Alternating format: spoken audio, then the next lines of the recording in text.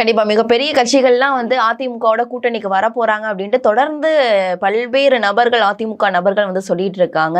இப்போ சமீபத்துல பாத்தீங்கன்னா 2 நாள் முன்னாடி விஜய் அவர்கள் மலேசியால அவருடைய இசை வெளியீட்டு விழால பங்கேற்றாரு.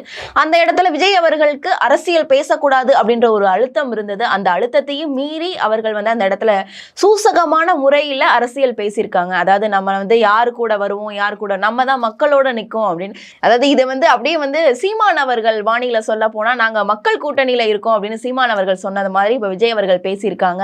அதாவது சஸ்பென்ஸ் இருந்தாதான் கிக் இருக்கும் அப்படின்னு சொல்லிட்டு சூசகமான முறையில வந்து பதில் அடிச்சிருக்காரு. சினிமா டயலாக் அடிச்சிட்டு வந்திருக்காரு. அவ்வளவுதான் உண்மை. கண்டிப்பா இது பார்க்கும்போது அரசியல் களத்துல வந்து உற்று நோக்கி நம்ம அவருடைய வார்த்தைகள் எல்லாம் கவனிக்கும் போது அரசியல் மறைமுகமா அந்த மலேசியாலையும் விஜய் அவர்கள் பேசியிருக்காங்க.